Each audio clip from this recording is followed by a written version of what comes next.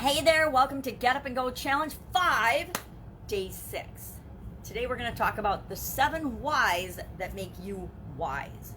Why do we want to talk about the 7 whys? This is one of my favorite topics. It didn't used to be, but it has become one of my favorite topics in 2020 because the tool, the 7 whys tool, as in the question why, one of the most important questions we can ever ask ourselves, and one of the most perplexing questions if we try to ask it about other people and their motivations. Half the time we don't even understand why we do things ourselves. How on earth would we ever expect to understand why other people do the things that they do?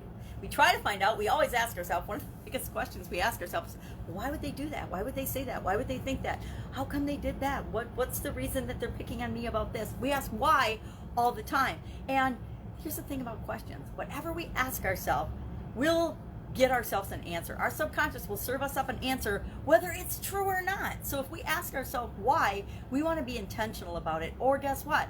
Our subconscious will share and give us all kinds of often BS reasons from our past experiences, or it'll just make things up to answer the question why. Our brain does not like unanswered questions. That's why when we're consistently telling ourselves, I don't know what I want, well, I don't know what I think, I don't know what I prefer, our subconscious will just keep serving us up all the things that we don't want because it has to have an answer to every question that we ask. Our brains are incredibly powerful things. I wish I understood mine more. So let's talk about 7 whys. What the heck is 7 whys and why 7 whys? You might have experienced a tool called the 5 whys. And for decades, up until 2020, I have always done the 5 why exercise. I teach it, I share it with everybody I interact with and consult with because it's such a powerful tool. When we understand our deep-rooted motivations and reasons for doing things, it supports us. So when the going gets tough, we have reasons to fall back on to convince ourselves to keep moving toward what it is that we really want. So early this year in January, every January I go on like a learning kick, and I'm always learning and reading and growing and studying things, but it seems like January is like January and August. I always feel like I should be going back to college in August, and in January it's a new year and I always just want to boost in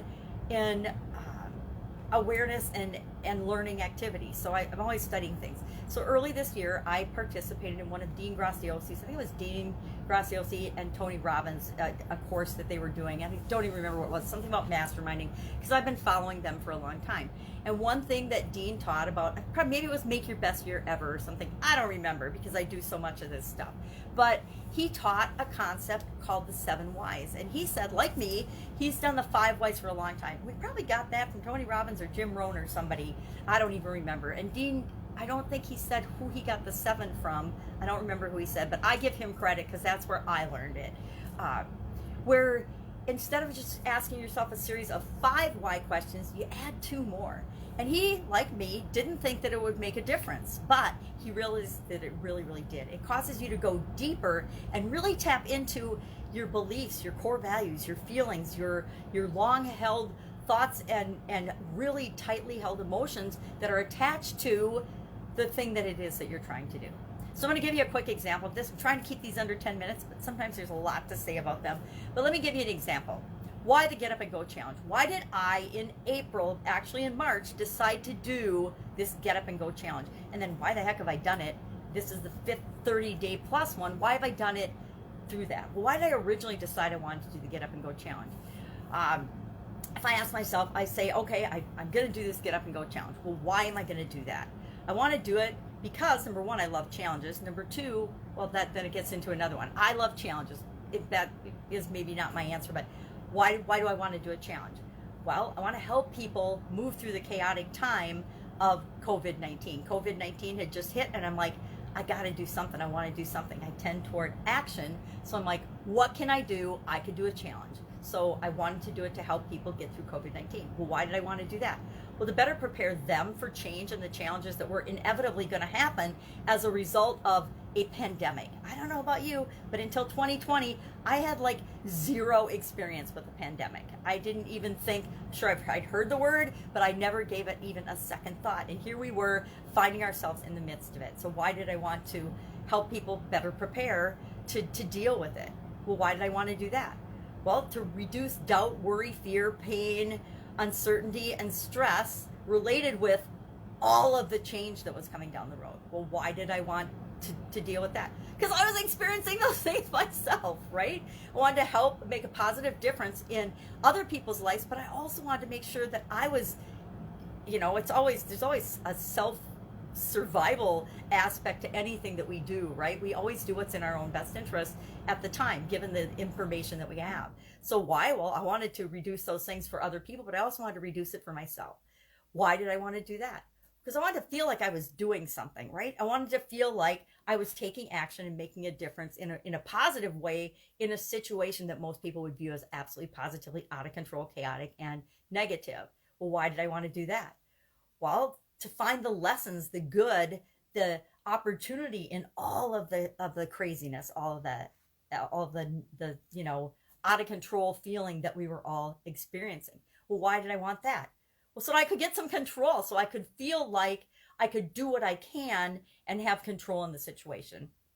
So do you see how I started out wanting to help other people, but really it's about how do I want to behave and how do I want to show up and how do I want to be in the world? And why is that? I guess I'm up to 8. Why did I want that? Well, to make a difference in the world, to make a positive difference in the world by being an example, by doing what I can do with what I've got right now to help make the world a better place, to help be an example, not a warning of how not to be when there's a change or a challenge or chaos going on. So I don't know if that was a great example. It's kind of hard when I do it right off the cuff because I lose track of what I'm thinking.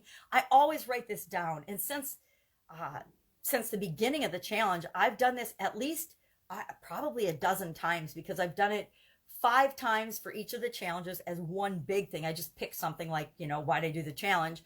Or, I've done all different things, but I've done it for different areas and aspects of my life. Remember, we've got physical, mental, emotional, spiritual, financial, relationships, and contribution. I've done it for each of those areas of my life and a big thing in my life. Well, why do I want this? And I've learned some really interesting things about myself. It doesn't seem like you get down to the core beliefs. And what does this have to do with? This gets to the point that I need to feel some modicum of control. Why? Because in my life, there's been a lot of examples and situations where I felt like I was out of control and I didn't have a say in what was going on. I didn't have any control. And that's from my past experience. So by going 7 whys deep, I actually get down to my need and my personal desire to have control and know that I have some power to influence and change and create what it is that I want in my life. Same as I went through this with one, I don't remember what the other area was, but I worked it down and I realized that I was doing what I was doing in a certain area because I didn't want to feel stupid. And I thought, well, where the heck does that come from? Because, I feel like I'm not stupid, but obviously deep down inside of me, there was a part of me that doesn't want to feel or look stupid. So it's amazing what going through this 7 layers deep actually will bring up for you. Is it sometimes a little bit uncomfortable? Is it sometimes shocking and you're like, wow, where did that come from? Like I've had several instances where I've cried or where I've like, where did that come from? And then I'll think back and I'm like, oh God, when I was like in 2nd grade, this happened and it made me feel stupid. And ever since then, I've been piling stuff on feeling stupid because our subconscious does that too. It will prove to us what we believe about ourselves. So love this exercise. Our assignment today, our challenge today is to do this once. Roll through this once, doing 7 times. Just grab a piece of paper. You don't have to write it down, but if you're like me, you lose track at what one you're on if you don't, use your fingers to count on or write it down. And there's something about writing it down that helps you see the progression and be like, oh, wow. You get light bulb aha moments by doing this exercise. So share in the comments below just that you've done it. And then if you'd share one thing that you learned or realized, it doesn't have to be a self-revealing scary thing, but just like, oh my God, I never realized how much something from my childhood was actually still affecting me. Whatever it is for you, share it in the comments below so that I can, number 1, know I'm not alone. And number 2, other people can know that they're not alone and that we all are going through massive changes this year and massive experiences, and it's impacting all of us differently. All right, that's it. 7 whys today. If you've got questions about this, if you'd like more examples of this, hit me up and we can have a little discussion, or I could do a Q&A about it and we could do some more examples. I've got literally dozens of examples of this that I've done this year. on different topics. I need a magnifying glass. One was being in relationships. It looks like business. It looks like challenges. Why do I like challenges? I personally freaking love challenges because I've been doing them for decades. All kinds of things. So I've got pages and pages of where I've actually done this, where I've written out 1, 2, 3, 4, 5, 6, 7, and then I say, well, what is my thing? And what that has helped me do is bore down to what's really important to me, what really are my core values. And we'll go into that a little more deeply tomorrow. That's it. Have an awesome day. I will be with you tomorrow. Go to your 7 whys.